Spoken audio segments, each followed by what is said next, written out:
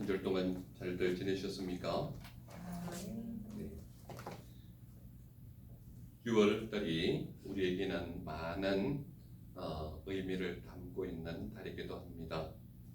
그래서 우리는 나라를 위하여 수고하고 애썼던 사람들을 생각할 뿐만 아니라 우리 한국 전쟁 때문에 많은 희생양들 또는 많은 사람들이 형제자매를 잃었던 그런 시기이기도 합니다. 그래서 우리가 이런 때일수록 더욱 하나님 앞에 나와서 기도하면서 이 나라를 위해서 우리가 같이 기도하는 그런 시간들이 있었으면 좋겠습니다.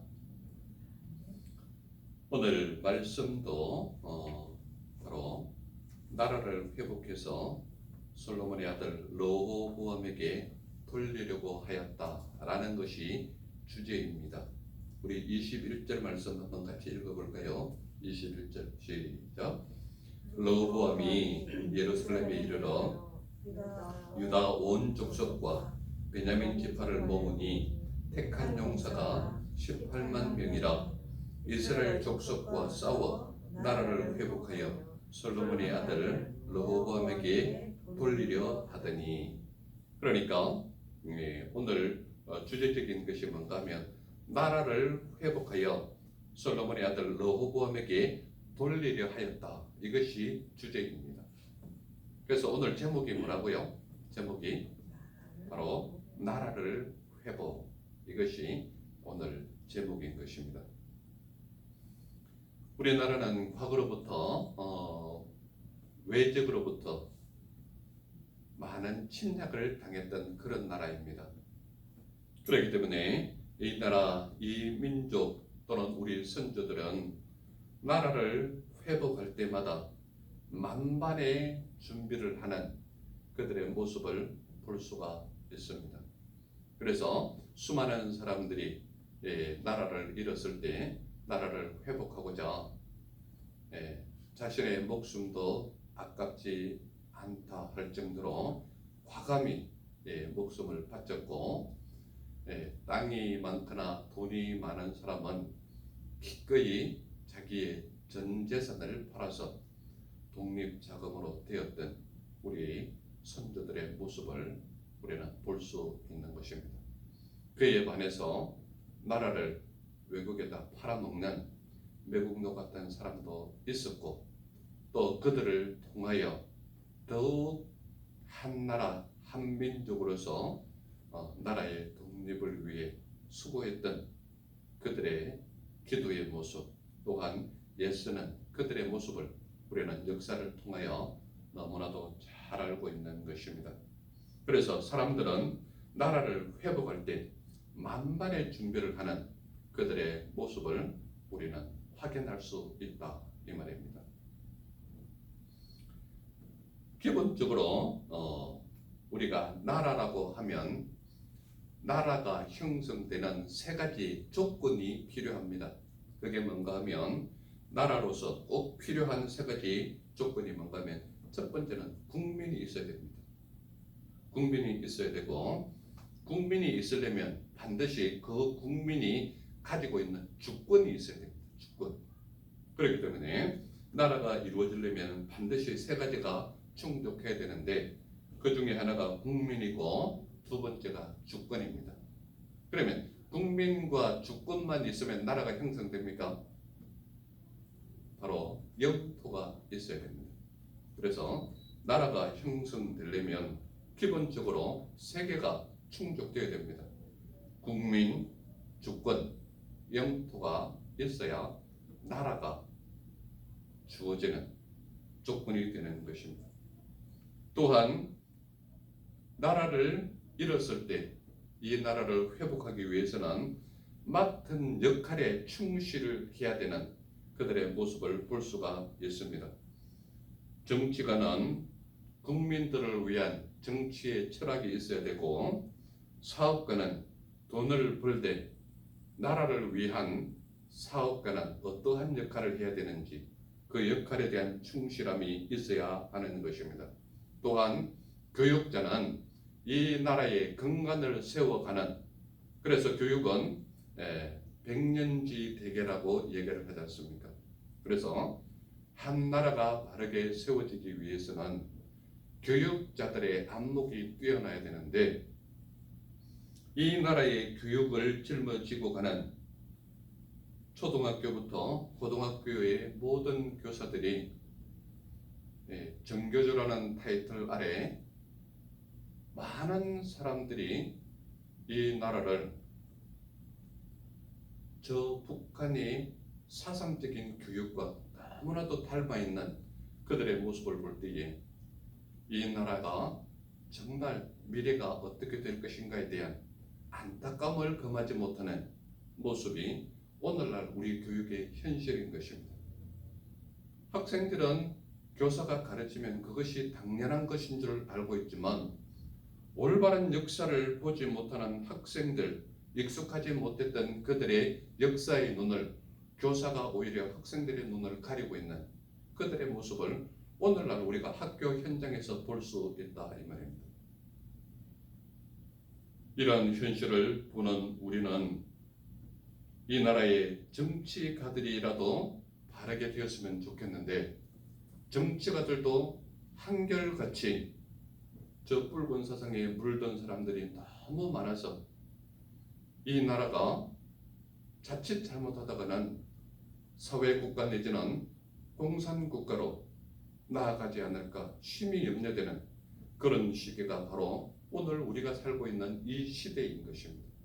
그러므로 한 나라를 회복하기 위해서는 국민들의 온전한 세상을 바라보는 눈이 있지 않는 한 나라는 공산국가가 될 것이고, 사회적인 국가로 가는 척도가 너무 빨리 오게 될 수밖에 없는 그런 현실이 바로 오늘 우리가 살고 있는 이 시대의 모습인 것입니다.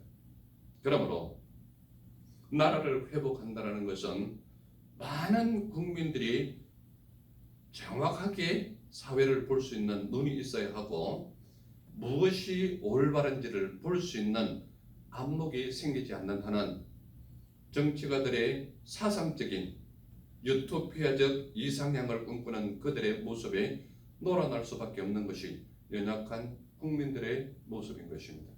그러므로 일반 백성들, 일반 국민들, 일반 서민들이 하나님의 말씀에 온전한 진리로 나아가지 않는 한 나라도 빼앗길 것이요, 국민의 주권도 빼앗길 것이요, 영토도 공산국가로 넘어갈 수밖에 없는 그런 연약함이 국민들에게 있다 이 말입니다.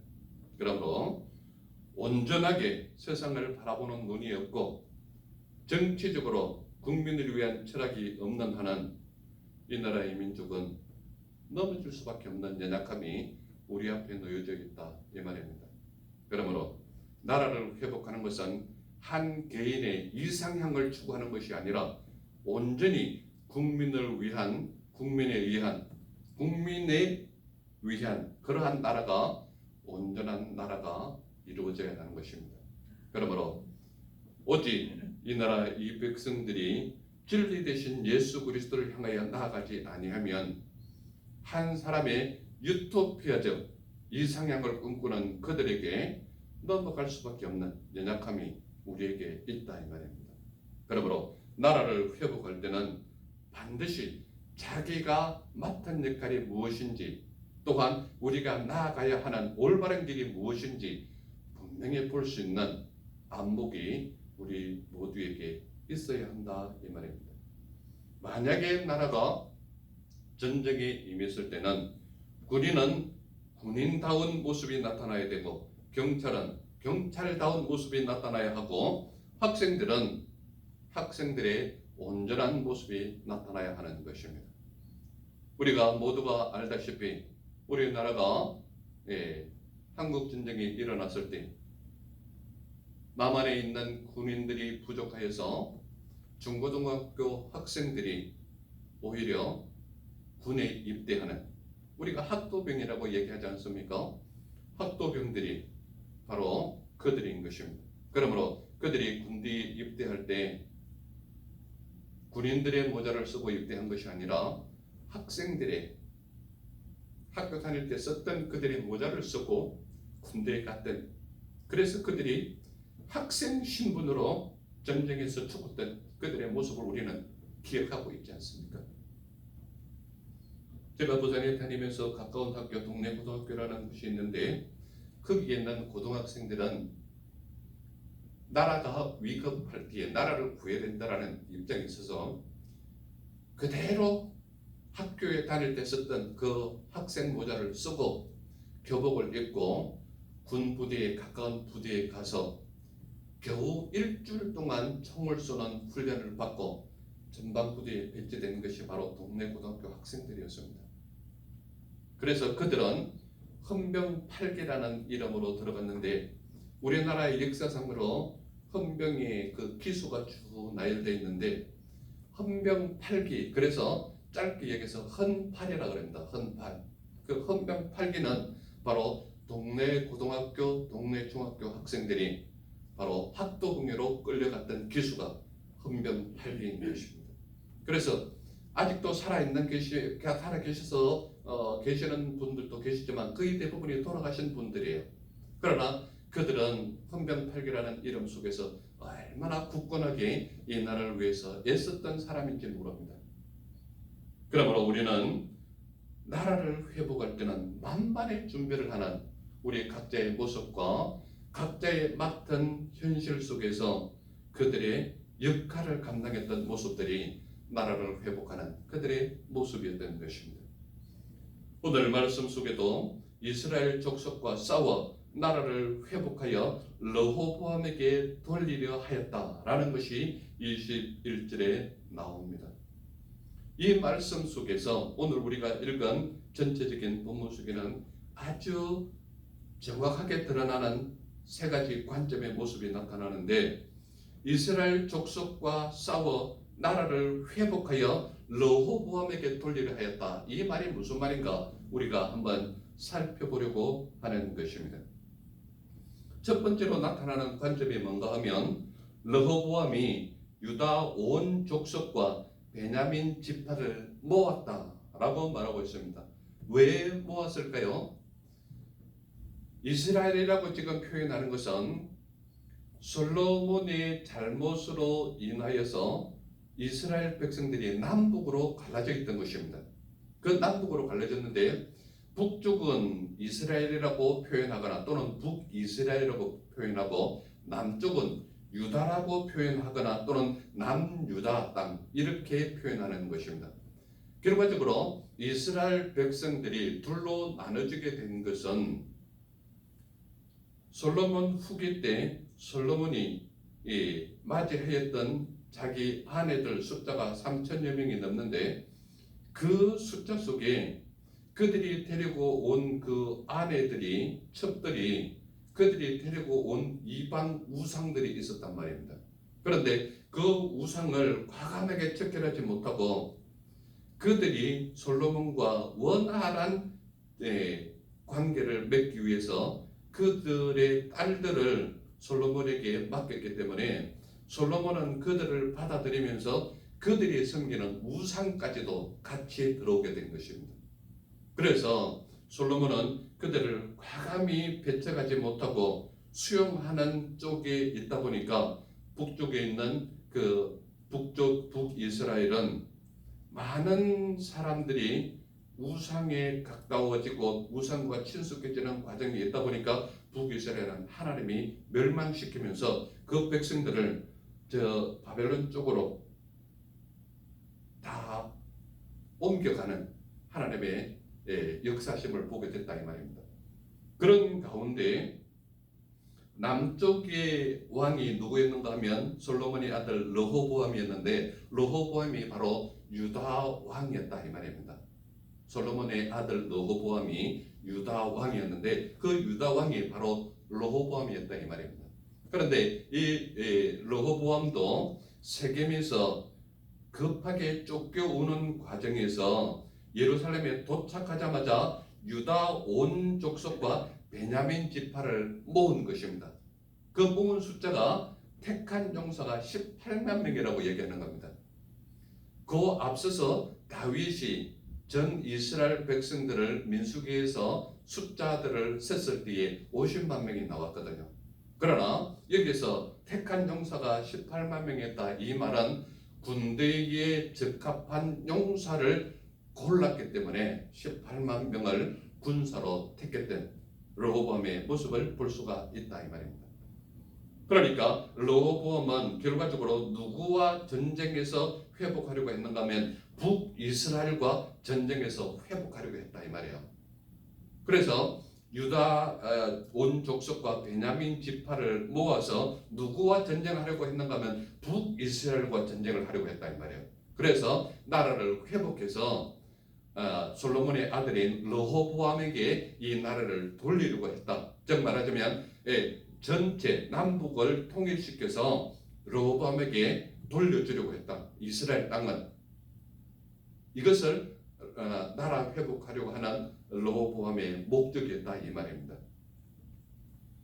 그래서 택한 용사가 18명이나 모였고 이스라엘 족속과 싸워서 나라를 회복하려고 하는 것이 르호보암의 목적이었다 이 말이에요.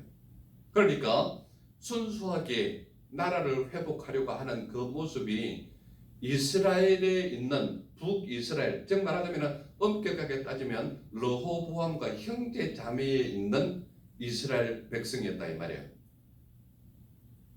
저를 따라오고 계시죠? 네. 그래서 북이스라엘 백성이라 할지라도 사실은 남유다와 형제 자매였다. 같은 이스라엘 백성이었다. 이것을 말하는 것입니다.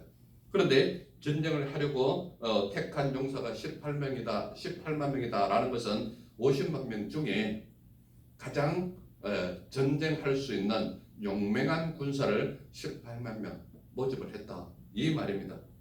그래서 이스라엘 족속과 싸워서 나라를 회복하려고 했는데 나라를 회복하면서 누구에게 돌리려고 했는가 하면 바로 솔로몬의 아들 르호보암에게 돌리려 했다 이 말이에요.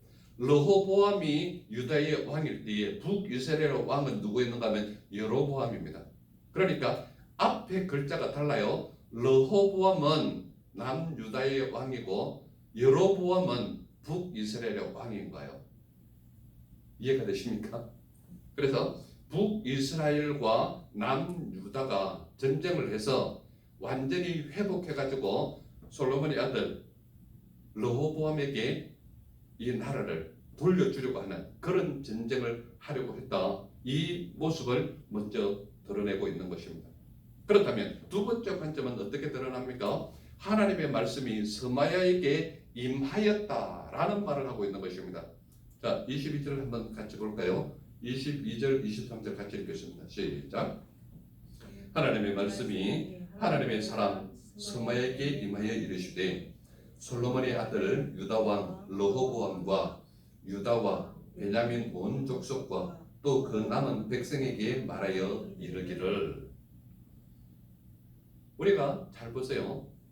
나라를 회복하려고 지금 군사도 모였고 유다 왕 르호보암에게 나라를 돌리려고 하는 그들의 계획 속에서 나타나는 것이 가장 중요한 것이 뭔가 하면 하나님의 말씀이 스마야에게 임하였다라는 것입니다.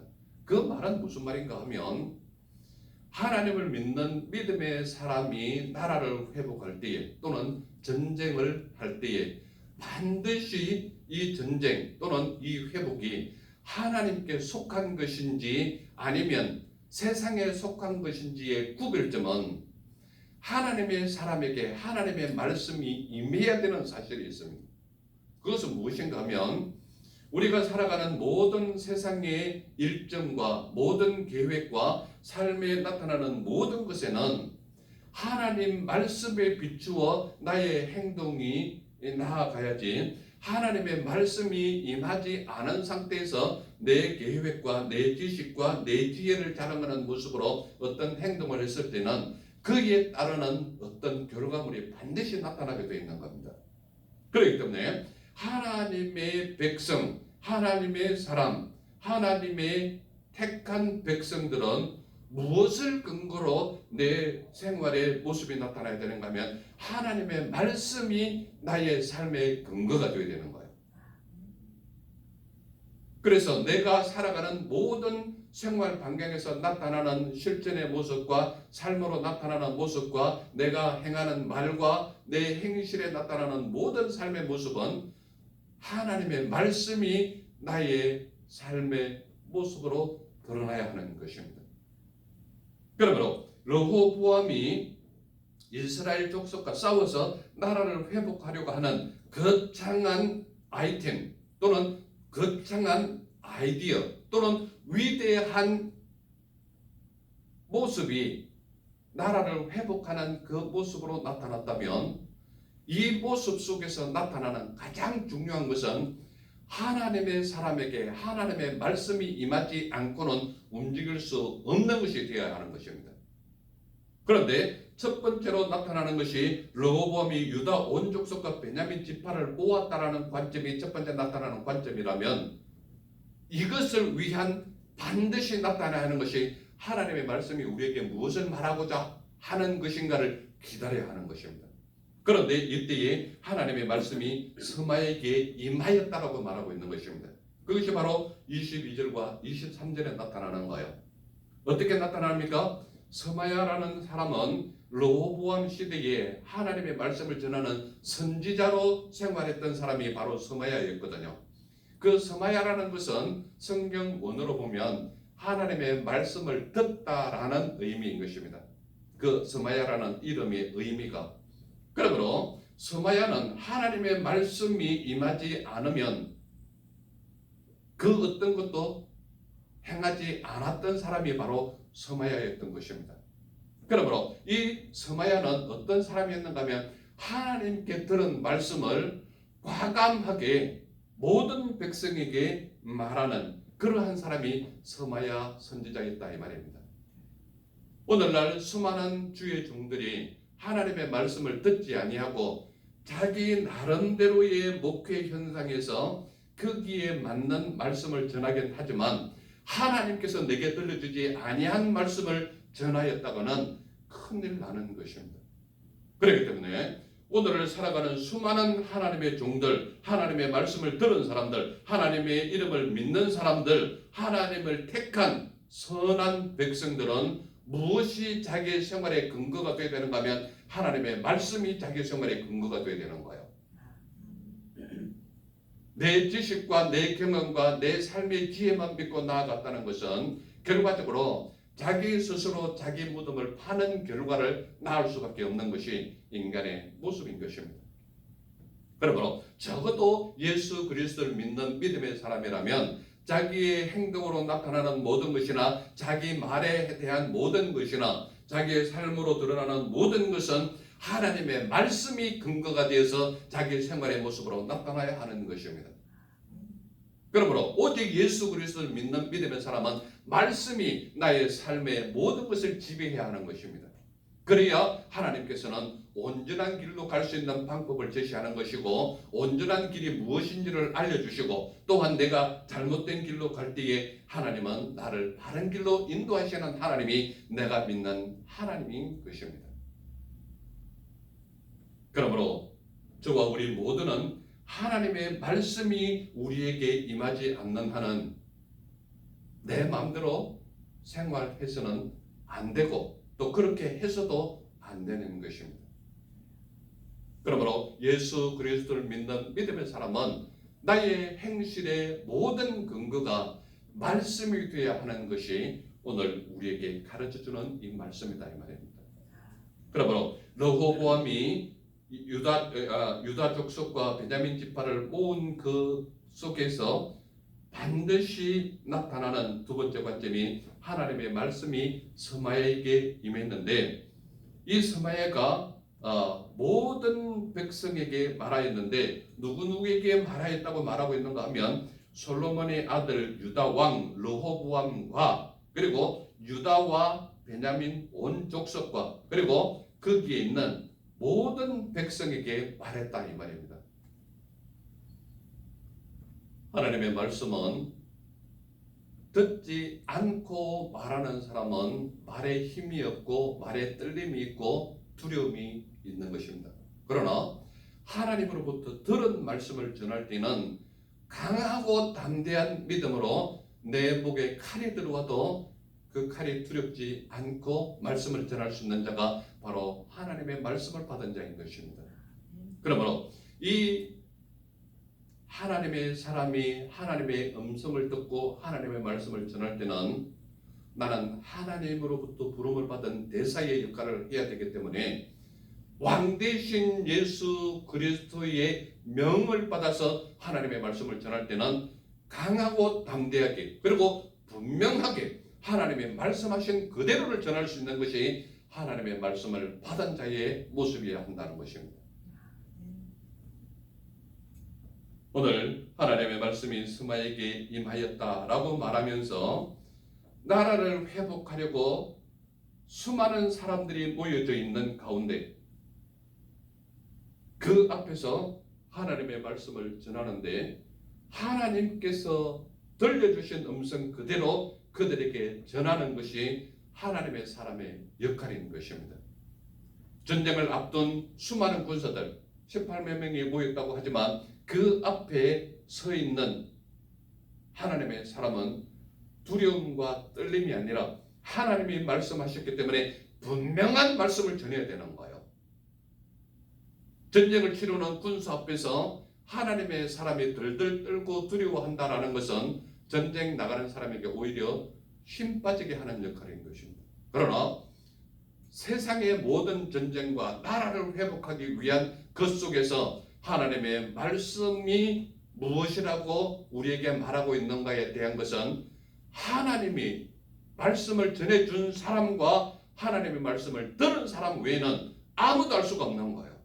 그러나 하나님의 말씀을 들은 사람은 분명하고 확실한 음성으로 내가 이 하나님의 음성을 들었다. 그리고 이 말씀을 내가 하나님 대신 너희에게 전한다. 그러므로 이 말씀은 내가 전하는 것이 아니라 하나님이 나를 통하여 전하는 말씀이다. 라는 강하고 담대한 마음으로 전해야 하는 것입니다. 이것이 바로 하나님의 말씀이기 때문에 하나님의 말씀이 스마에게 임하였는데 스마야가 어떤 사람이라고 말합니까? 하나님의 말씀이 하나님의 사람 스마에게 임하였다고 말하고 있는 것입니다. 오늘날 하나님의 말씀을 가진 주의 종은 하나님이 선택하여서 하나님의 이름으로 안수를 받고 하나님의 이름으로 그 말씀을 전하기 때문에 이 말씀은 서성무 개인의 말씀이 아니라 하나님께서 친히 나에게 들려주신 은혜의 말씀이기 때문에 이 말씀은 변개치 아니하시는 하나님의 이름으로 증거를 하는 것입니다.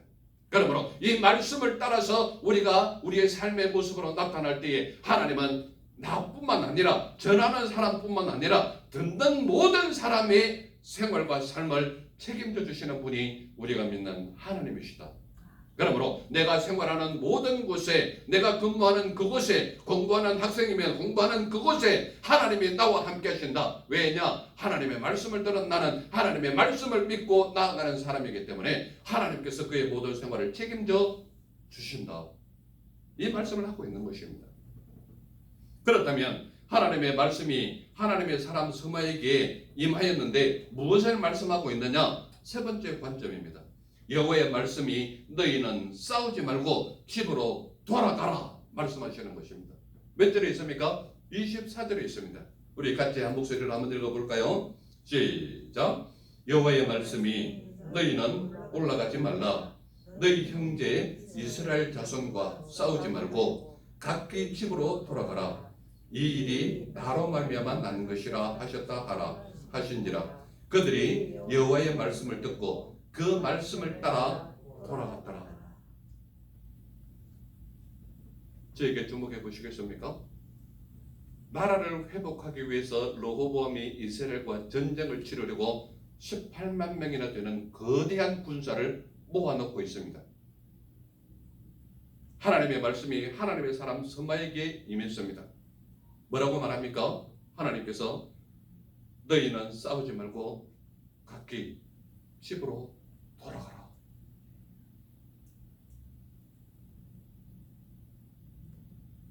나라를 회복하는 한 나라의 왕 르호보암의 입장을 한번 돌아보세요.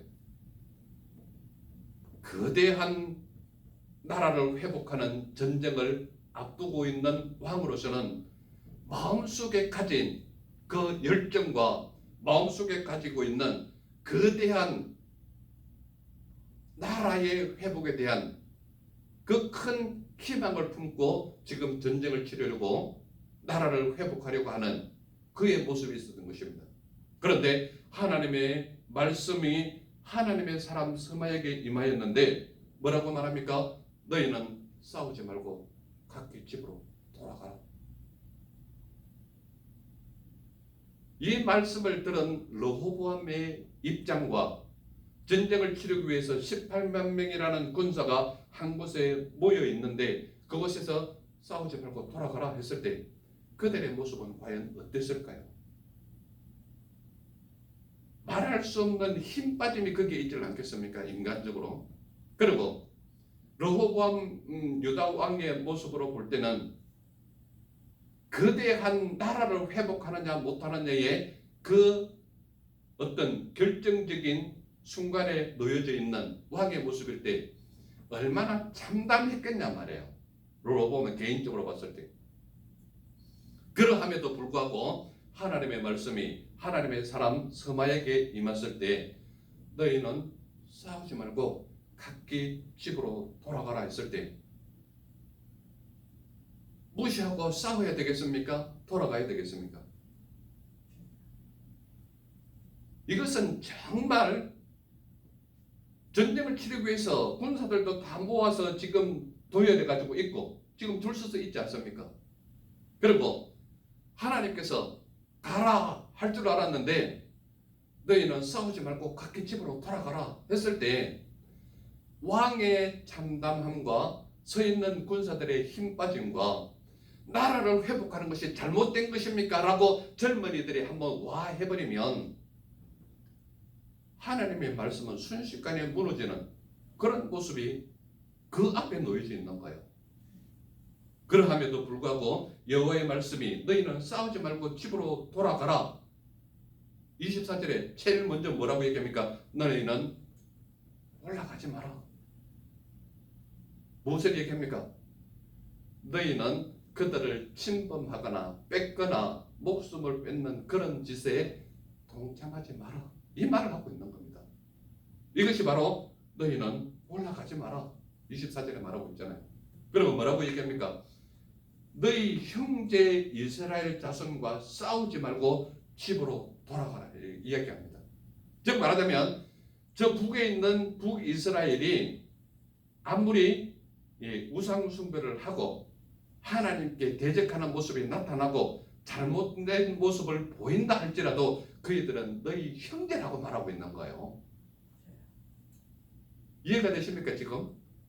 하나님께서는 하나님을 택한 백성들이 다소 잘못된 모습을 보이고 다소 하나님을 외면하는 듯한 모습을 보이기도 하고 그래서 그들을 바벨론 포로로 보내기는 했지만 하나님께서 보내면서 하나님 사람에게 뭐라고 약속합니까? 70년이 되면 너희 고향으로 다시 돌려보내면 이 약속을 하고 있잖아요. 여기에서도 지금 뭐라고 얘기합니까?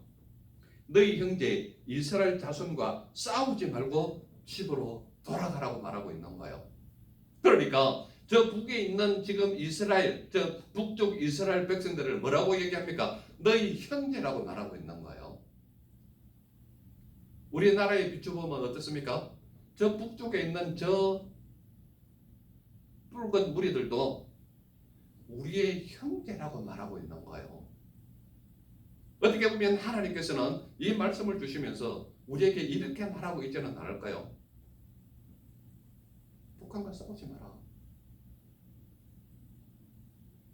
그들도 내 형제 자매지 않냐? 그렇다면 저 우리 북한에 있는 저 형제 자매들도 회복할 수 있는 유일한 길이 있다면 하나님 말씀 외에는 없다라는 것을 우리에게 알려주지 않아요?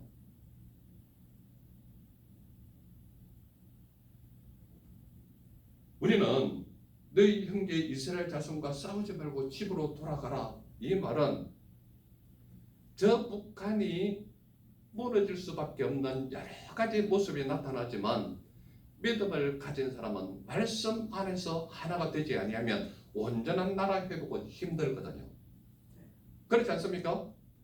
지금 자유 대한민국에서 정말 자유로운 민주주의를 누리고 있습니까? 정말 온전한 나라의 회복이 이루어졌다고 믿고 있습니까? 많은 사람들이 교회를 대적하고 있고 교회 예배를 방해하고 있고 성경 말씀을 왜곡하여서 동성애를 합법화시키려고 하고 있고 차별금지법을 통해서 전도하지 못하는 악법을 세우고 있잖아요. 무엇을 말하고 있습니까? 하나님과 대적하고자 하는 것이 법적으로 합법화를 세우려고 하는 지금 이 모습을 우리 눈으로 보고 있지 않습니까? 무엇을 나타냅니까? 믿음의 사람은 철저하게 하나님 앞에 기도해서 이 나라, 이 민족이 말씀으로 완전한 나라 회복을 이루지 못하면 끝까지 영원히 싸워야 되는 것이 동족상잔의 비극이 우리나라에 또 일어날 수밖에 없는 그런 현실을 우리가 만들어갈 수밖에 없다 이 말입니다. 그러므로 말씀으로 온전한 나라를 회복하지 못하면 끊임없이 북에 있는 형제 자매들과 싸우고 죽이고 뺏고 찢기는 그런 역사를 또 반복할 수밖에 없는 그런 모습이 우리 눈앞에 있다 이 말입니다. 그러므로 우리가 믿음 안에서 온전한 나라를 회복하려면 철저하게 하나님의 말씀을 따라서 하나님만 믿고 나아가는, 그래서 기도하는 역사가 일어나서 말씀 안에서 완전한 나라 회복이 이루어져야 온전한 나라 회복이 이루어지는 것입니다. 그러므로 이 나라 이 민족이 둘로 갈라진 것은 어떻게 보면 하나님께서 우리와 함께하고 있으면서 우리의 간절한 기도를 요구하고 있는지도 모릅니다. 그래서 우리는 온전한 하나가 되기 위해서는 말씀 안에서 온전한 나라 회복이 이루어지지 아니하면 끊임없이 형제 자매가 다투고 싸우고 피 흘리는 역사를 또 반복해야 되는 그런 모습이 우리의 현실로 나타난다면 이것보다 더 나쁜 현실이 어디에 있겠습니까? 그러므로 적어도 나라 회복을 위해서는 말씀 안에서 하나가 되어야 되고 말씀을 쫓아 온전한 나라가 회복되어야 되고 하나님의 역사하심과 인도하심이 아니면 온전한 나라의 회복이 이루어질 수 없는 것도 또한 우리 눈앞에 놓여져 있는 현실인 것입니다. 그러므로 지구 분단 유일한 국가로 남아있는 대한민국을 위해서 우리 모두가 나라의 회복을 위해 기도하지 않는다면 온전한 나라의 회복은 영원한 길일 수밖에 없는 것입니다. 그러므로 오직 우리가 믿는 믿음 안에서 한민족을 이루기 위해서는 하나님 말씀 안에서 온전한 회복이 이루어져야 이 나라가 회복되는 역사가 일어나는 것을 우리 눈으로 볼 수 있다 이 말입니다. 그러므로 하나님 말씀 안에서 온전하게 세워진 이 나라 회복이 이루어지기를 소망하는 것입니다. 하나님도 이 일이 나로 말미암아 난 것이라고 말하고 있습니다. 어디에 있습니까? 24절 중간절 이후에 보세요. 이 일이 나로 말미암아 난 것이라 하셨다 하라 하신지라. 그러니까 남북으로 갈라져 있는 이 모든 것도 누가 의도한 거예요? 하나님의 섭리 안에서 이루어진 것이다 이 말입니다.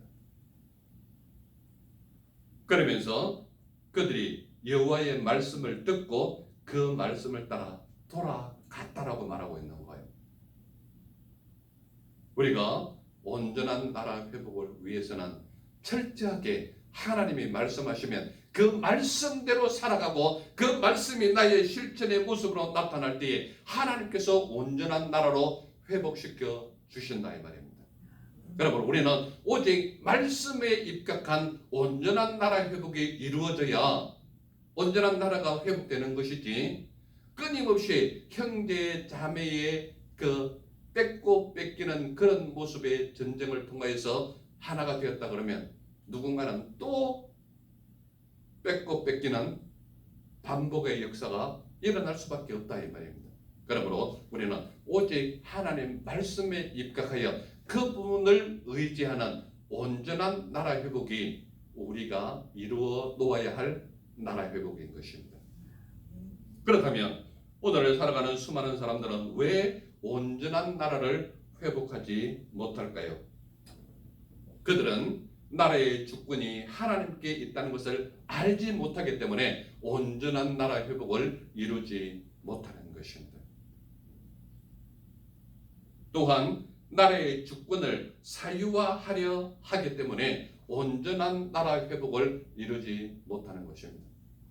수많은 정치가들이 지도자의 길을 오르기 위해서 끊임없이 대권에 도전하지만 그들이 도전하고 난 이후 마치고 나면 감옥으로 가는 이유가 뭡니까?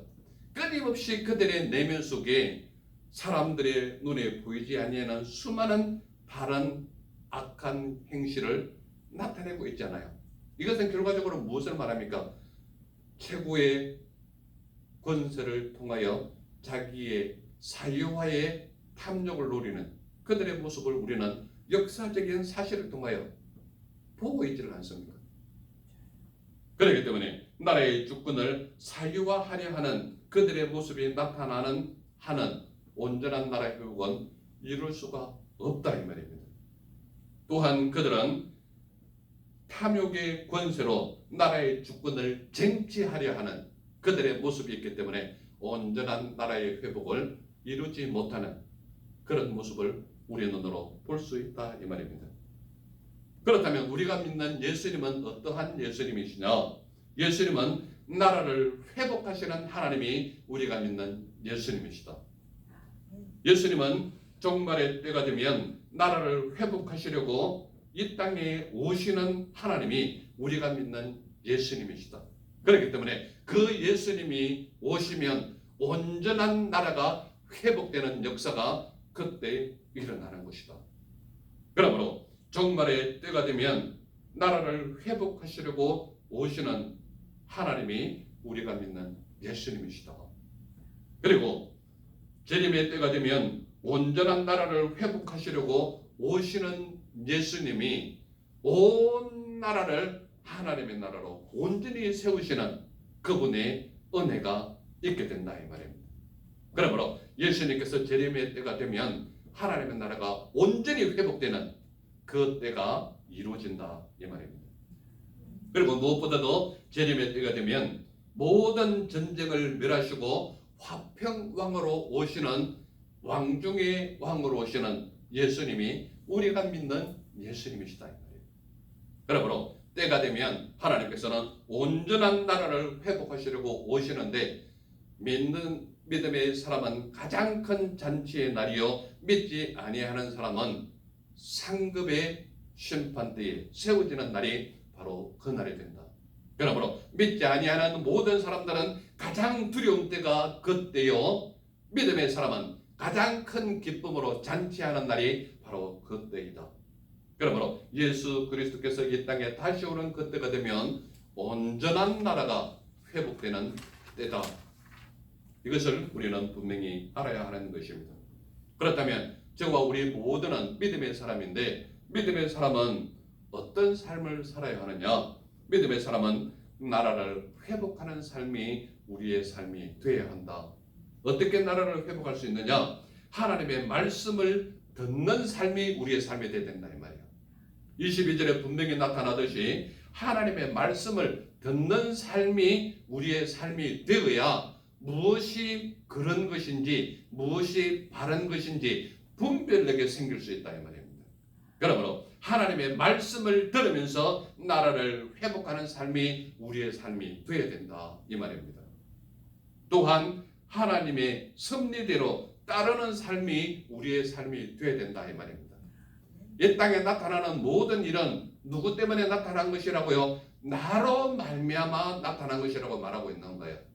그렇기 때문에 하나님은 이 땅에 일어나는 모든 일은 인간으로서는 이해할 수 없는 수많은 일들이 일어난다 할지라도 그 모든 것은 하나님의 섭리대로 정확하게 이루어지는 것이기 때문에 하나님의 섭리대로 따르는 삶이 우리의 삶이 되어야 한다. 이 말씀을 하고 있는 거예요.